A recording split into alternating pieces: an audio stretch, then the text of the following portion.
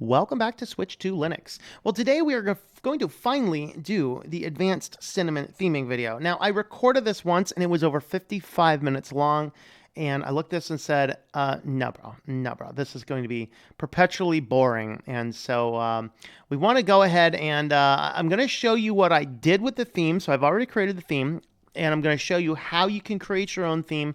And then just kind of walk you through some of the advanced styling elements. Now, to do this, you're going to need to have a fundamental working knowledge of CSS, or cascaded style sheets, which honestly is a very simple language. Even if you don't know it, you should be able to maneuver your way around, especially after I explain what some of the elements do in this particular video. So before we get into the actual hard part of this, let's just go ahead and have a look at the theme I created. Now, this is based on the theme that I did on the other channel, or on the other computer, which was all oranges for my business. But I thought, well, what's better than just oranges? And I said, well, light blues is probably better. And so I actually took mostly I were working with the mint aqua theme, the mint Y aqua theme, and I just styled a cinnamon desktop around that. And so we have nice transparencies with a little bit of skeuomorphism, very slight, very subtle. You'll notice our widgets here have some backgrounds. Now, I did this separate video on how to override the widget styling. Down here, you can see that the panel has just a slight, like a slight gradient down into a solid black. Our calendar here is styled with our coloration and what our theming is going to look like. Very nice, light, subtle blues. Even you can tell here the icons are even a subtle blue color. So those were all done in that manner. Our volume controls, we have our nice coloration on that. And even if I go ahead and boot a few things up here, let's go ahead and do this. And you can see the Alt tab. We have our nice previews on our Alt tab. Nice coloration, gradient effects. Pretty much everywhere in here, we put the styling colors in that we wanted to see. Let's go ahead and close all these guys out now. All right, now under our menu, again, we went with the light blues and the gradient hover over effects, going from the light blue semi-transparent background down into black for each of the individual categories and the menu items. And our favorites, now we have a left only blue highlight on our favorites, so you can spot what is on your favorites. Of course, down here, these guys do the full highlight. You can put it just on the bottom if you want to. So those are options as well. Now, if we head on into our settings panel, then we will find that where's our notifications? We can do a test notification. So I styled the notification box to give ourselves a little bit of padding. I made the notifications justified in text, which just looks a lot cleaner in this respect. And then we gave it that same black, like very dark gray to black transparency gradient with the colorations just the way that that we wanted to see those.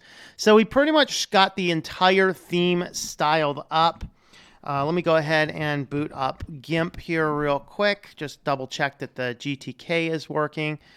This is mostly done with just your aqua color. So I didn't actually edit this, although I did edit that aqua file in my, so I edited my GTK theming in my, my orange file. Now the orange link is already on the website at switchedtolinux.com. And if you head on over to privacy resources, you can actually download the orange one. And I'll go ahead and put the blue one up there here soon as well. Hopefully today if I remember. So if we head on over to the website at switchedtolinux.com and head on over to resources and privacy resources. Down here on the bottom, you can download the orange theme, and I'll put the light blue theme up there when I get the chance. So let's talk about how you actually pull off this type of theming. So we're going to need to open up a couple of folders here so that we can see where things are going. And there is going to be a slightly different place to go on older versions. Whoa, come on. I want home in a new window. Thank you. That's what I want. Okay. Okay, so I want the file system over there on the right. I want our home folder over here on the left. Okay, now to override a theme, we do have a .themes folder, which you should be able to use this one as well. I'm just going with the .local share and themes. So anything in here should override anything in the system. Now, I did notice that dropping these in this folder structure on Linux Mint 18 does not work. You do have to put those in .themes in Linux Mint 18. This is Linux Mint 19. Putting it in the .local share themes will override whatever's over here. So if I wanted to use one of the default built-in themes, so let's go ahead and pull this up. So if I wanted to go ahead and use one of these themes and just do a couple of changes to it, all I need to do is grab the theme file from our system, drop it into our local share themes, and just cause some changes. Now, if I want to have the theme be a completely different name, you just change the name of the folder. In this case, I called it custom, and it appears right here as custom. Now, I have not been actually able to override the controls themes. While they do show up, it tends to break GTK, and I'm not exactly sure why that is right now. And there's not a ton of documentation on what we're doing here. I pretty much had to figure out how to do most of this. So what we're going to do is in our system folders, we're going to navigate into user, into share, and we're going to go down to themes. Now, inside of your themes is going to be your Cinnamon themes, which are going to be, or your desktop themes, I should say. It's going to have the controls. Now, icons are going to be under the icons folder, so they won't be in here, but your controls and your desktop are here. In theory, your controls will cover everything, but your desktop will override the control setting. So what we're going to do is I started just with the basic Linux Mint theme. And the reason I wanted to do that one is it is already closest to what I wanted to do. So if I go ahead and look at the Linux Mint theme up here, then the Linux Mint theme already has some semi-transparency. It's just a little boring in its color choices. It's a little bit gray, a little bit too light. Let's go ahead and have a look at what a notification looks like in there. So here's your notifications. Here's your alt tabs. So it's fine. It's just, I found it to be just a little bit more boring. So what I wanted to do then is I wanted to go ahead and create a custom theme. Now I could have just overwritten the Linux Mint theme. Now if you override it in the user share themes, which is possible, an update will probably revert it back. So if you take this folder out, so just find it, and it's the one called Linux Mint right here. If you just copy it and paste it into your folder here, anything you do here in your home folder is going to override anything in your user share themes, but it will not change on an update. So this is definitely a better way to go. In my case, I just took this guy and renamed it whatever I wanted it to be. We'll just call this one Custom 2. Okay, now you will have to close the entire settings panel and reopen it for Custom 2 to show up. But when we do, then Custom 2 should show up. But Custom 2 is basically just a mirror of Linux Mint right now. So nothing special there. Let's go back to custom. So we have our nice light blue theme going on here. Now, inside of these, the anatomy of your custom theme, let's just delete the custom 2 for now. Inside of here, all we're seeing inside of this is Cinnamon because, like we said, this is going to override whatever is in your main controls. Now, Mint Y Aqua is also a full theme file, and it has its own Cinnamon. So you actually have some changes and some adjustments you can do right here. But if you have this set and then afterwards you set something in the desktop theme, this folder is going to be overwritten. Okay.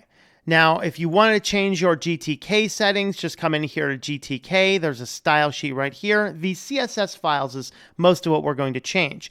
But if you want to change your icons up here, these are all inside of your assets. So inside of here is where you're going to come in here. So these are your button closes, your minimizes, your maximizes. All you're going to have to do is open these guys up and edit them. I'm not actually going to be doing that in this video because it did take me about an hour and a half to get all of my buttons orange on my other build. I'll show you how to do a couple of them just to make sure that you know what you're doing here. So we'll just open this up in GIMP. And the problem is, though, is that this is an indexed mode file. So if I say, well, I want to turn everything red, okay, and I grab my paint bucket, it'll do that. It's like, huh, what's going on? That could frustrate you. Well, the reason is because under the image mode, it is set to indexed, which only gives you a certain index color palette. Just changes up to RGB. Boom. Now you got your red. So now you can save this. Now you'll notice that there's some subtle differences here. You see a little bit of light transparency here. These are not really going to cause any effect, although you should be able to come down here and adjust your threshold. Let's see, grab the wrong tool there. If you drop your threshold down, it should actually paint over a little bit better. Let's just drop the threshold down to 1. Let's go 0. So you can see 0, it's not overwriting everything. So that's all right. We don't quite have the transparency. In all reality, you're not going to spot the difference on that transparency. I did not bother with doing that. So once it's there, you can convert it back to index color if you want. You can just leave it as RGB. It doesn't really make a difference. With the colors and sizes, the file size is not going to be significantly changed. But this is how to change the GTK settings. We're going to focus mostly here on the desktop. So we're going to go back to our custom. And inside of our custom, we have a cinnamon folder. And inside of our cinnamon folder, you'll see that we have just a few things in here. Most of these you will not need to do any changes or adjustments with. These are going to be overridden by the other file. But what we are going to do a lot of work with is cinnamon. Now, I'll note here that I installed GIMP because on 19.3 it doesn't come with GIMP anymore. I just wanted a easy-to-use color gradient that I could use. And GIMP was the first thing that comes to mind. There's some other more simple, more basic tools. I could not figure out how to get a color wheel on the new drawing tool. So apparently there's a new drawing tool that's too simple for me to figure out how to use. Oh well. I also installed Bluefish Editor because it has code hints for CSS. So if you start doing some CSS work here, then it's going to give you a little bit of code hints. So let's just say we want to do some background. You can see, just type in a letter here. It gives you the ability. And then as you're hovering over things, it gives you how to use it. Here's your various values and things like that. Now I don't want to put anything there. So now what we're going to do is come through this part. And this is the part that became excessively boring the first time I tried to record this video. So we're going to keep this one fairly short. What we'll find inside of here is it is nicely documented. So this is section common with the GNOME shell. So anything in here is going to relay to that. So this actually might be some scroll bars. In fact, should probably go ahead and look into doing this. I didn't actually think about adjusting my scroll bars, but let's go ahead and see what we can do. So scroll view, here's a scroll bar. So this is telling me background colors black. So I don't know what this is affecting to. Background colors. So I'm not sure actually if this is our scroll bars or not. I'll have to look into that a little bit. I'm not going to tinker around with it right here. We have tooltips. So any tooltips that might pop up, these relate to these. So I actually want to test if that's the right coloration there. So you can see the background gradient start and end. What I'm going to do here is I'm actually going to take a screenshot. And we're going to copy this to the clipboard. And I'm going to open up GIMP. What I'm going to do is I'm going to test the colors and see if the colors match this.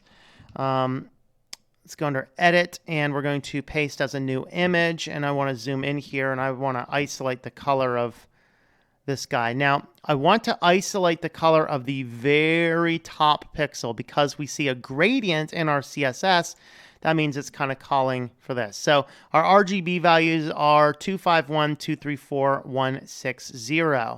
Looking over here, we have... oh, look at this, 251, 234. Oh, it's 159, but it's 0.9. So this tells me that my tooltips that are popping up here, which are kind of yellowish, that's kind of ugly. Let's go ahead and make this blue. Now, I did actually go through and write down my colors that I'm using for this theme.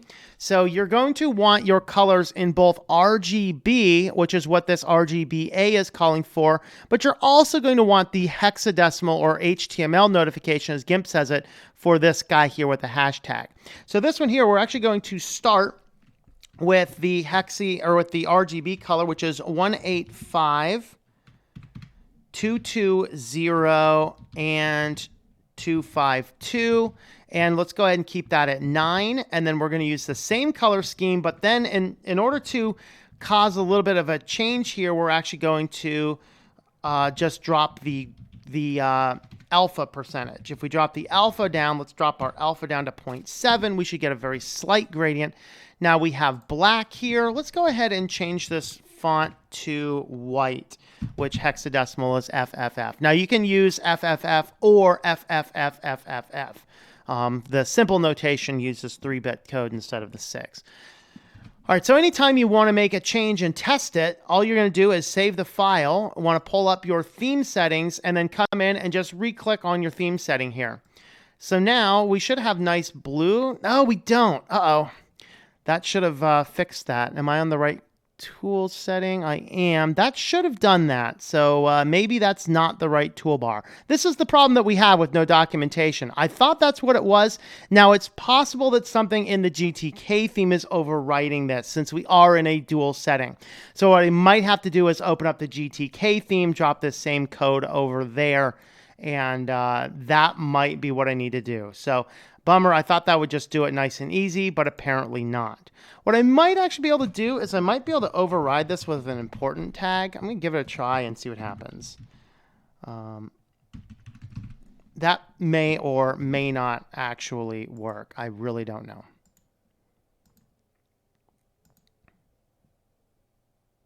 No, it didn't. All right, so that's probably something we're going to have to change in the GTK theme. So that's a bad example, but that's kind of the thing we're looking for. Maybe if we have a chance, we'll if we don't go too long, maybe I'll go look at that.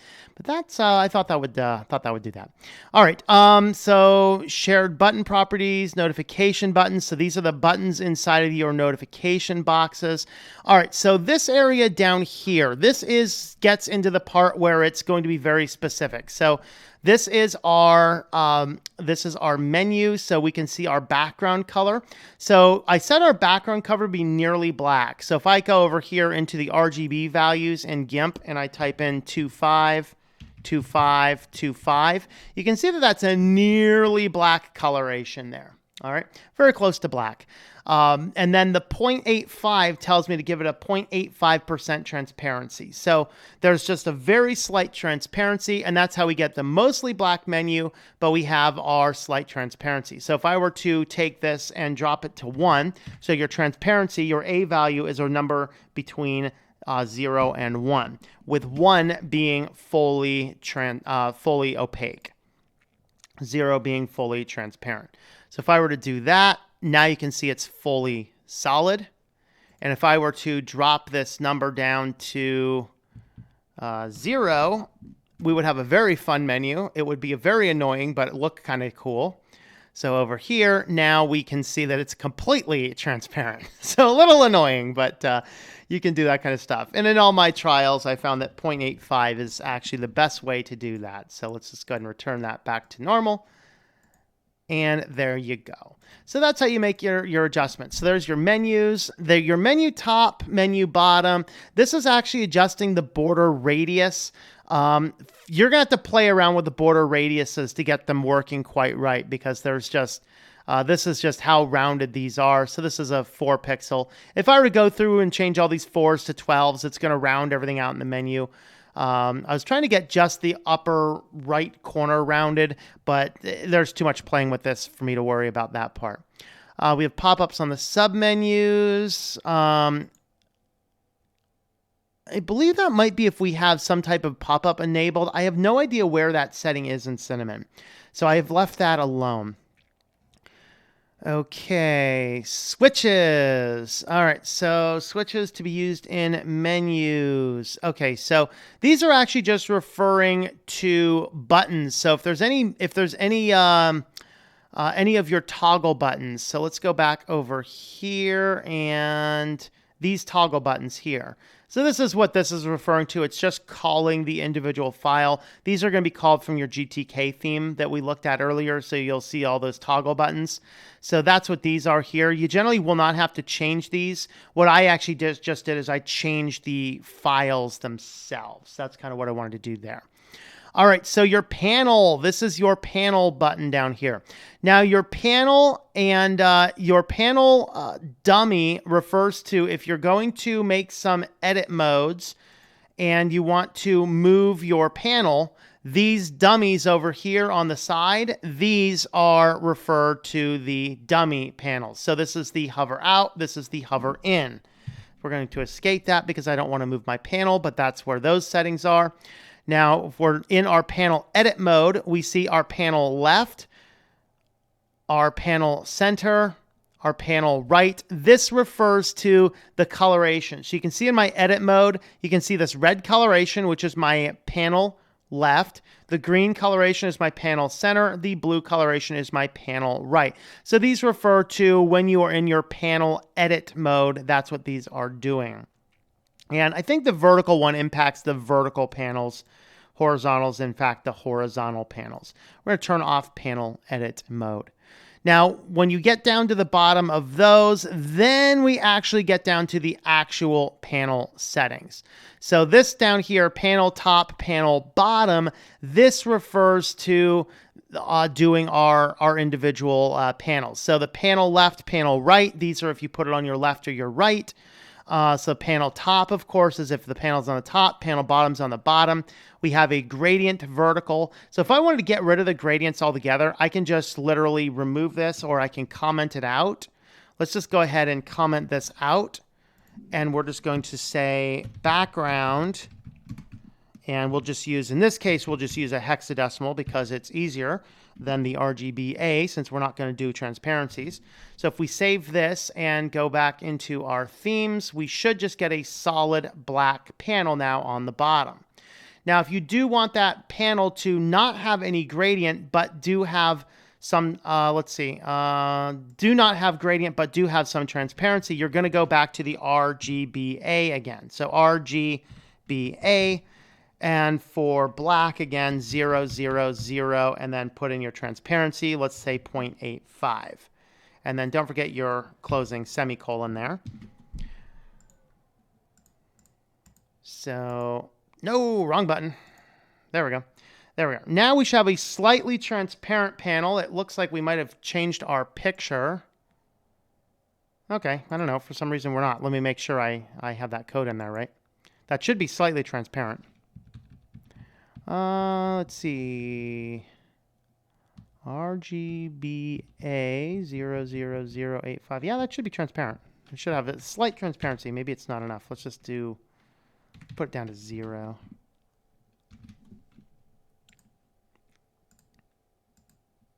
There we go. So yeah, it just wasn't showing up because of the color of the picture. So there's how you can have a like a completely transparent panel if you want to do something like that. So I don't want to do that. I want to return the panel back to how it was. So I'm going to remove my commenting tags there. Save my file back up and restart my panel. There we are. So there's your panel settings. Let's see, the overview workspace.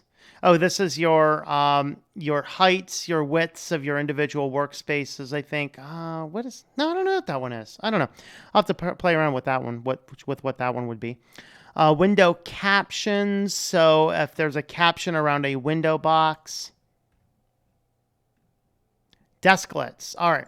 So the desklets are these guys on my desktop over here. So there's some overrides for individual desklets. So if I remember correctly, I think, let's see, desklet headers. So this is just controlling any of the desklets like this one here. If I did not have a theme override, then I'd be able to control the individual desklets that don't have their own custom theming directly within here. Okay, the calendar. This refers to all of our stuff down here on our calendar. So what we're doing down here is we have the change month forward, change month back. That's these buttons here.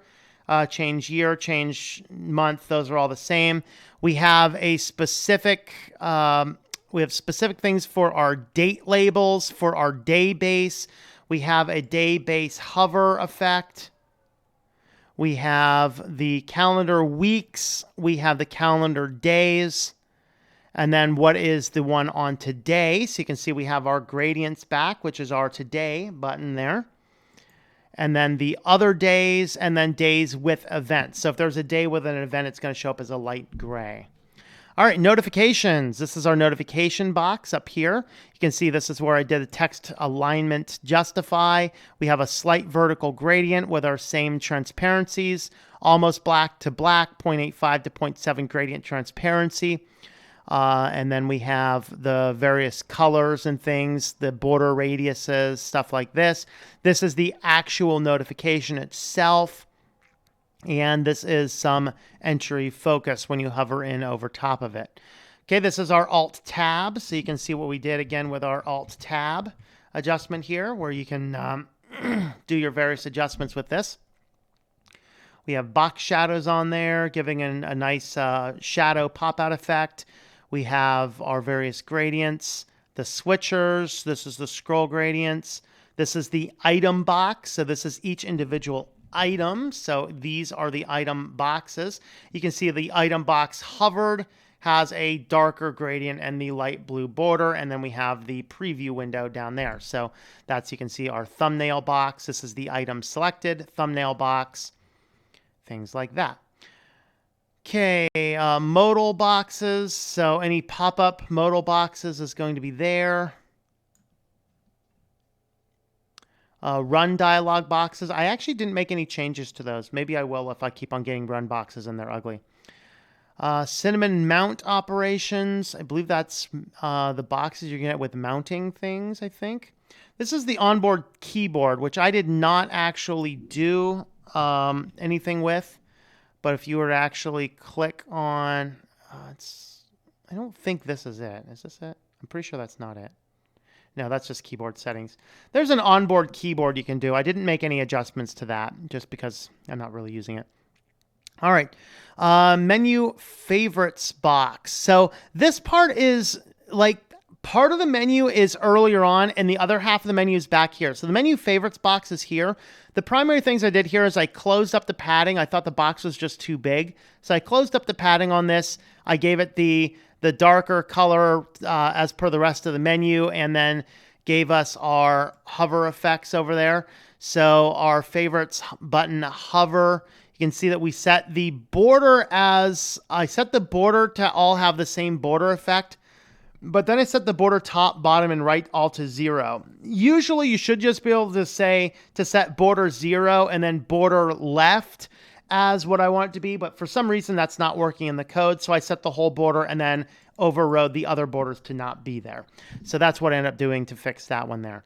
Menu categories box, that's these boxes over here, and then the applications boxes are over here. I didn't adjust the search button panel, but the search is down here as well. So if you wanted to override your search down here, here's your menu search box, menu search entries, search focus, so you can do all those. Let's see, window list box. Let's see, window list applet. I'm not sure which one that one was. Okay, so your grouped icon list, these are your guys on the bottom. Now, of course, launchers are different now. These, the pinned applications behave the same way as your grouped applications. You'll see I probably need to make some adjustments to that pop over there. Let's see if I can spot that real fast. We'll do it. If I can't spot it real fast, we will not worry about it. Not spotting that real fast. We're not going to take the time worrying about that. Okay, so the other items over here, you can see it's just much the same, the grouped item boxes. So some of these are if it's just open, some of it's if it's active, some of it's if it's hovered over, some of it's if it's hovered over and active.